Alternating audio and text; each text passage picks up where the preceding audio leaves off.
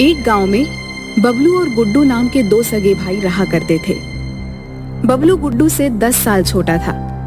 बचपन में ही माँ बाप के गुजर जाने की वजह से गुड्डू ने ही बबलू की परवरिश की थी। कुछ सालों पहले एक सड़क हादसे में गुड्डू अपनी एक टांग गंवा चुका था। वह अपाहिज हो गया था, लेकिन अपाहिज होने के बाद भी वह घर का खर्चा चलाता था, क्योंकि बबलू एक आलसी लकड़हारा था। आज भी दोपहर के 12 बज चुके थे, मगर बबलू सोकर नहीं उठा। उसे दोपहर तक सोता देख गुड्डू गुस्से से बोला, अरे उठ जा छोटे भाई, और कितनी देर तक सोएगा? सूरज सर पर आ गया है, कब जाएगा तू काम पर?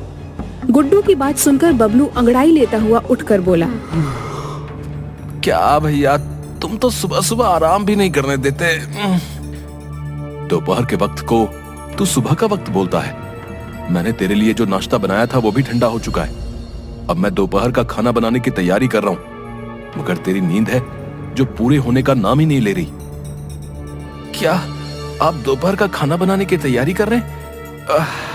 मुझे तो वक्त का पता ही नहीं चला। गुड्डू खांसते हुए बोला, बबलू, सारे गांव में तू आलसी बन के नाम से मशहूर है। जब भी कोई मुझसे तेरी बुराई करता है तो मुझे बहुत बुरा लगता है। अगर उस सड़क हादसे ने मुझे अपाहिज नहीं बनाया होता तो मैं तुझसे कभी भी काम करने के लिए नहीं कहता। लेकिन सच तो यह है बबलू कि अब मुझसे हम दोनों का खर्चा बहुत मुश्किल से उठाया जाता है, और कई दिन से यह खांसी भी मुझे तंग कर रही है। क्या भैया, सीधे सीधे ये क्यों नहीं कहते कि आप मुझसे तंग आ गए हो? ऐसी बात नहीं है बबलू, मैं चाहता हूं तू मेहनती बन जाए, ताकि तेरे लिए कोई अच्छी सी लड़की देखकर तेरी शादी कराई जा सके। अब तू जल्दी से नाश्ता कर ले। बबलू नाश्ता करके अपनी कुल्हाड़ी लेकर जंगलों की ओर चल दिया।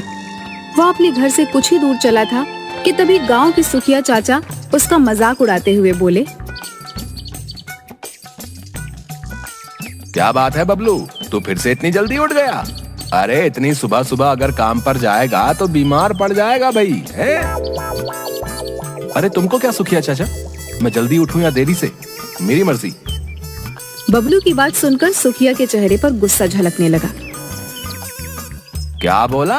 जब तेरी मर्जी होगी तब तू सोकर उठेगा? बेशर्म, शर्म तो तुझे आती नहीं है। इतना बड़ा हट्टा कट्टा हो गया है।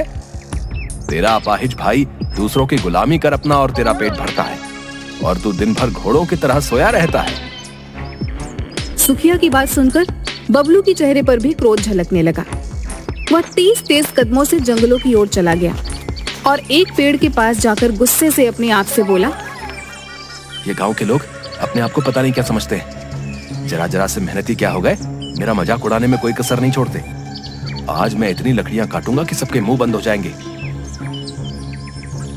इतना कहकर बबलू अपनी कुल्हाड़ी से लकड़ियां काटने लगा, मगर मुश्किल से उसने थोड़ी सी लकड़ियां काटी होंगी कि उसे थकान महसूस होने लगती है, और वह अपने माथे का पसीना पोंछता हुआ बोला, आज थोड़ी गर्मी भी ज्यादा लग रही है और थकान भी लग रही है। एक काम करता हूँ, सो जाता हूँ। बबलू एक पेड़ के नीचे आराम से खर्राटे लेकर सोने लगा। तभी किसी ने उसे उठा दिया। बबलू अंगड़ाई लेता हुआ उठकर बोला, कौन है भाई जिसने मुझे इतनी अच्छी नींद से जगा दिया? कितना अच्छा सपना देख रहा था कि मैं एक महल में बैठकर अच्छा अच्छा भोजन कर रहा हूँ। यह कहकर बबलू इधर उधर देखने लगा। उसने देखा कि उसके सामने एक साधु खड़ा हुआ उसे क्रोधित भरी नजरों से देख रहा था। यहाँ पर मेहनत करने की बजाय तू आराम से सो रहा है। तुझे ऐसा करते हुए मैं काफी दिन से देख रहा हूँ। मैं तुझे चेतावनी देने आया हूँ, सुधर जा, मुसीबत तेरे सर पर खड़ी है। कैसी मुसीबत बाबा? जाओ, जाकर मुझे सोने दो। मैंने अपने जीवन में तेरे जैसा आलसी लकड़हारा नहीं देखा। लकड़ियां काटने की बजाय तू सो जाता है। अरे बाबा, आज मेरी कुल्हाड़ी खराब हो गई है, इस वजह से मैं सो गया।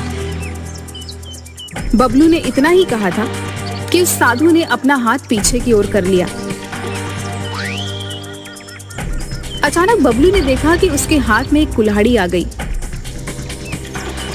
ये कुल्हाड़ी नई और बहुत अच्छी है, इससे लकड़ियां जल्दी कटेंगी। जाओ बाबा, नहीं चाहिए मुझे तुम्हारी ये कुल्हाड़ी, मैं सिर्फ अपनी कुल्हाड़ी से ही लकड़ियां काटता हूँ। आलसी लकड़हारे, ये क्यों नहीं कहता कि तुझे काम नहीं करना है? मैं तो तुझे चेतावनी देने आया था, लेकिन अब लगता है कि तुझसे कुछ भी बात करना बेकार है। इतना कहकर साधु क्रोधित होकर वहां से चला गया और बबलू आराम से वहां पर दोबारा सो गया। शाम को बबलू कुछ लकड़ियां लेकर अपने घर की ओर आ गया। इतनी कम लकड़ियों को देखकर गुड्डू बोला, ये क्या बबलू, आज फिर इतनी कम लकड़ियां? भैया वो कुल्हाड़ी की धार कम हो गई थी।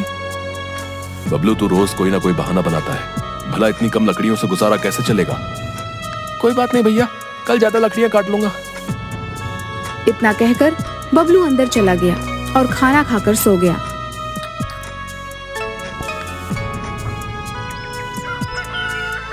अगले रोज वो अपनी आदत के मुताबिक दोपहर में ही उठा और हमेशा की तरह पेड़ के नीचे जाकर सो गया। ऐसा कई दिन तक चलता रहा। सच तो ये है कि गुड्डू उसे समझा समझा कर तंग आ चुका था। गुड्डू की खांसी भी अब बढ़ चुकी थी। अब वह रोज रात को बुरी तरह से खांसता रहता था। एक रोज बबलू दोपहर में जब उठा तो उसने देखा कि उसका बड़ा भाई गुड्डू लेटा हुआ था। क्या भैया, आप मुझसे बोलते हो कि जल्दी नहीं उठते, और आज आप खुद दोपहर तक लेटे हुए हो। आपने तो नाश्ता तक नहीं बनाया। अब खाली पेट में काम पर कैसे जाऊंगा? आज मुझे शरीर में बहुत ज्यादा कमजोरी महसूस हो रही थी बबलू, मैं चाहकर भी उठ नहीं पाया। तू एक काम कर, तू बाजार से कुछ खा पी लेना। गुड्डू उठकर बैठ गया। तभी गुड्डू को जोर जोर से खांसी होने लगी और खांसी के साथ गुड्डू के मुंह से खून भी आने लगा। ये क्या भैया, खांसी के साथ आपके मुंह से तो खून आ रहा है। इतना कहकर बबलू ने गुड्डू का हाथ पकड़ लिया।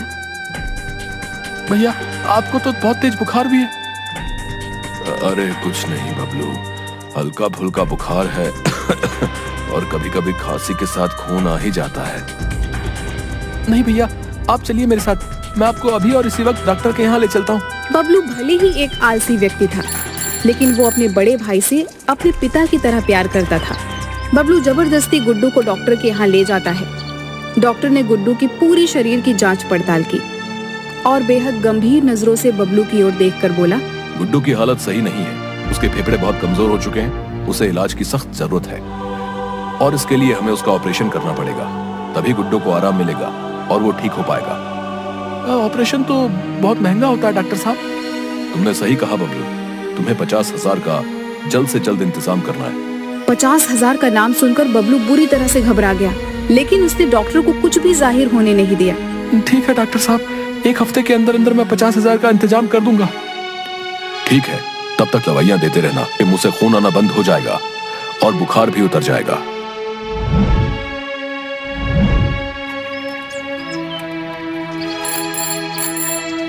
बबलू गुड्डू को घर ले आया। अब उसे अपने आलस बनने पर बहुत गुस्सा आ रहा था। वह किसी भी कीमत पर अपने पिता जैसे बड़े भाई को खोना नहीं चाहता था। अगले दिन बबलू सुबह सुबह उठकर मुखिया के पास चला गया। बबलू को देखकर मुखिया मूंछों पर ताव देता हुआ मुस्कुराते हुए बोला, क्या बात है बबलू, आज सुबह सुबह मेरे घर का रास्ता कैसे भूल गया तू? आज तो तू सुबह 6 बजे ही उठ गया। मुखिया जी, मेरे बड़े भाई की तबीयत बहुत खराब है। तो इसका मतलब तू मुझसे पैसे उधार मांगने आया है? मुखिया जी, आपने बिल्कुल सही कहा, मुझे 50,000 की सख्त जरूरत है। उसके बदले आप मुझसे जो भी काम करवाओगे मैं मेहनत से करूंगा और जल्द से जल्द आपके पैसे कटवा दूंगा। तेरा दिमाग तो ठीक है, तुझसे लकड़ियां तो ठीक से काटी नहीं जाती। मेहनत का काम क्या खाक करेगा? और वैसे भी ये तो एक दिन होना ही था। बेचारा गुड्डू मेहनत कर करके तुझे पाल पोस कर बड़ा कर रहा था और खुद बीमार होकर घर पर बैठ गया। मुखिया ने बबलू को पैसे और काम देने से साफ इनकार कर दिया। थक हार कर बबलू सुखिया चाचा के पास पहुंचा। सुखिया के पास बहुत खेती थी। बबलू को देखकर सुखिया बोला, क्या बात है बबलू, आज तो बहुत जल्दी उठ गया। पूरे गांव में मिठाई बंटवा दूं क्या? सुखिया चाचा, मेरे भाई की तबीयत ठीक नहीं है। डॉक्टर ने ऑपरेशन बताया है, मुझे 50,000 की सख्त जरूरत है। आप मुझे पैसे दे दो और उसके बदले आप जितने साल मुझसे अपने खेतों में काम करवाना चाहते हैं मैं करने को तैयार हूँ। बबलू, तुझे सुबह सुबह मैं ही मिला था। अरे तेरे आलस पने के चर्चे सिर्फ इस गांव में नहीं बल्कि दूसरे गांव में भी मशहूर हैं। सब जानते हैं बबलू कि तू मुश्किल से 2-4 लकड़ियां काट कर पूरे दिन सोता रहता है। अरे तू तो उठकर एक गिलास पानी भी नहीं पी सकता। खेतों में क्या खाक काम करेगा? चल भाग यहां से।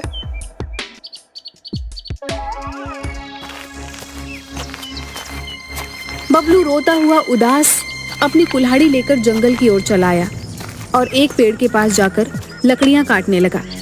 बबलू ने 3 घंटे बगैर रुके लगातार लकड़ियां काटी और अपने आप से रोते हुए बोला, अब मैं क्या करूं? अगर मैं सारा दिन मेहनत से काम करता रहूं तब भी मैं 50,000 रुपए नहीं जोड़ पाऊंगा। मैं अपने भाई का ऑपरेशन कैसे करवा पाऊंगा? काश मैं आलसी नहीं होता तो आज मुझे किसी के सामने हाथ फैलाने की जरूरत नहीं पड़ती।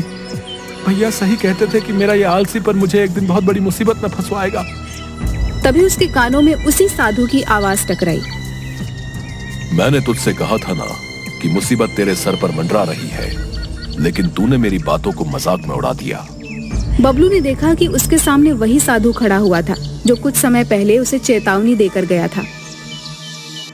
आपने सही कहा था पापा, मैं वाकई बहुत बड़ी मुसीबत में फंस गया हूँ। मेरे भैया की तबीयत सही नहीं है। डॉक्टर ने 50,000 का इंतजाम करने को बोला है। मैंने हर गांव में हर किसी से मदद मांगी, मगर सबने मेरी मदद करने से साफ इनकार कर दिया। इस दुनिया में कोई किसी की बेवजह मदद नहीं करता बबलू। उन्होंने तेरी मदद इस वजह से नहीं की क्योंकि तू एक आलसी व्यक्ति है। उनको डर है कि कहीं उनके पैसे फंस ना जाएं। अब तू अगर किसी के सामने मेहनत की बात करेगा तो लोग तो तेरा मजाक उड़ाएंगे ही ना। आपने बिल्कुल सही कहा बाबा, लेकिन अब मैं क्या करूं? मैं वाकई अब अंदर से बदल गया हूं। मैं अपने भैया को बहुत चाहता हूं। उन्होंने मुझे कभी भी माँ और पिताजी की कमी महसूस नहीं होने दी। और मैं कितना निकम्मा भाई हूं जो अपने भाई का इलाज तक नहीं करा सकता। इतना कहकर रोते हुए बबलू फिर से लकड़ियां काटने लगा। साधु ने देखा कि बबलू अच्छी खासी लकड़ियां काट चुका था। साधु के होठों पर एक रहस्यपूर्ण मुस्कुराहट आ गई। उसने अपना हाथ पीछे किया और उसके हाथ में एक कुल्हाड़ी आ गई। ये ले, इससे लकड़ियां काट। क्या फर्क पड़ता है? क्या फर्क पड़ता है ये तुझे कुछ समय बाद समझ आएगा। बबलू ने वो कुल्हाड़ी उस साधु के हाथ से ले ली और साधु मुस्कुराते हुए वहां से चला गया। बबलू उस कुल्हाड़ी से लकड़ियां काटने लगा, मगर बबलू ने देखा कि वह कुल्हाड़ी हल्के से प्रहार से ही लकड़ी को चीर के रख देती थी। अरे वाह, ये कुल्हाड़ी तो कमाल है। मेरे इतने धीरे से मारने पर भी लकड़ी के 2 टुकड़े कर दिए। अब तो मैं जल्दी जल्दी लकड़ियां काट कर बेच सकता हूँ। बबलू को बहुत कम मेहनत करनी पड़ रही थी। देखते ही देखते उस दिन बबलू ने बहुत सी लकड़ियां काट दी और उन्हें बाजार में बेच कर आ गया। बबलू को उसी दिन 5,000 रुपए की बोनी हुई। बबलू खुश होकर अपने आप से बोला, ऐसे तो मैं कुछ दिन में ही 50,000 रुपए का इंतजाम कर लूंगा। अब कल से मैं और दुगना काम करूंगा ताकि मैं भैया का जल्द से जल्द ऑपरेशन कराकर उनका इलाज करा सकूं। अगले दिन बबलू सुबह 5 बजे ही जंगल पहुंच गया। आज से मैं सुबह सुबह ही सूखे हुए पेड़ ढूंढकर लकड़ियां काटना शुरू कर दूंगा। बस भाई एक बार ठीक हो जाए, आराम तो तब भी कर लूंगा। हाँ। और शाम तक लकड़ियां काटता रहा और उन लकड़ियों को बेच आया। पर उस दिन लकड़ियों की बिक्री 15,000 रुपए की हुई। 3-4 दिनों के अंदर ही बबलू के पास 50,000 आ गए। बबलू तुरंत अपने बड़े भाई को डॉक्टर के पास लेकर चला गया और 50,000 रुपए डॉक्टर के हाथ में रखकर बोला, ये लो डॉक्टर साहब, पूरे 50,000 रुपए। अब जल्दी से जल्दी मेरे भैया का ऑपरेशन करके उन्हें सही कर दो। ये तुमने बहुत अच्छा किया बबलू। अब तुम्हारे भैया बहुत जल्दी सही हो जाएंगे। डॉक्टर ने गुड्डू का ऑपरेशन कर दिया और देखते ही देखते गुड्डू कुछ ही दिनों में तंदुरुस्त हो गया और बबलू ने भी तब तक बहुत पैसे कमा लिए थे। मेरे भाई की मेहनत और कमाई से आज मैं ठीक हुआ हूँ। इससे ज्यादा खुशी मुझे कभी नहीं मिल सकती भाई, धन्यवाद। ये कैसी बातें कर रहे हैं भैया आप? ये तो मेरा सौभाग्य है कि मैं आपके काम आ सका और आपके साथ से ही ये संभव हुआ है जो मुझ जैसा आलसी इंसान काम करने लगा। मेरे भाई, अब तुम मेहनती हो गए हो। शहर में एक अच्छी सी दुकान देखकर वहां अपना फर्नीचर का काम जमा लो। जैसा आप कहो भैया। अब उसने शहर में एक फर्नीचर की दुकान भी खोल ली थी, लेकिन वह अभी भी रोज लकड़ियां काटने जाता था। एक रोज वह लकड़ियां काट रहा था कि तभी वह साधु वहां पर आ गया। उस साधु को देखकर बबलू उसके पैरों पर गिरकर बोला, ये आपकी उस कुल्हाड़ी का ही चमत्कार था साधु महाराज कि मेरे घर के हालात सही हो गए। मेरे भैया का ऑपरेशन हो गया और मैंने अब शहर में लकड़ी के फर्नीचर की दुकान भी कर ली है। ये सब इस कुल्हाड़ी का कमाल नहीं है बबलू। इस कुल्हाड़ी की तो खासियत बस ये है कि ये बहुत कम समय में लकड़ी को चीर देती है। ये सब तो तुम्हारी मेहनत और लगन का कमाल है। आलसी आदमी के हाथ में तुम चाहे जितनी भी दौलत दे दो, वो उसे कुछ ही दिनों में लुटा देगा। अगर तुम पहले की तरह आलसी होते तो यकीन मानो ये कुल्हाड़ी भी तुम्हारे किसी काम की नहीं हो। ये लो बाबा अपनी कुल्हाड़ी, अब मुझे इसकी कोई जरूरत नहीं। मैं समझ गया, मेहनत ही सफलता की कुंजी है। बबलू की बात पर साधु मुस्कुराते हुए वहां से चला गया। अब बबलू बहुत ज्यादा मेहनती है। आज बबलू अपनी मेहनत के दम पर एक सफल व्यापारी बन चुका है।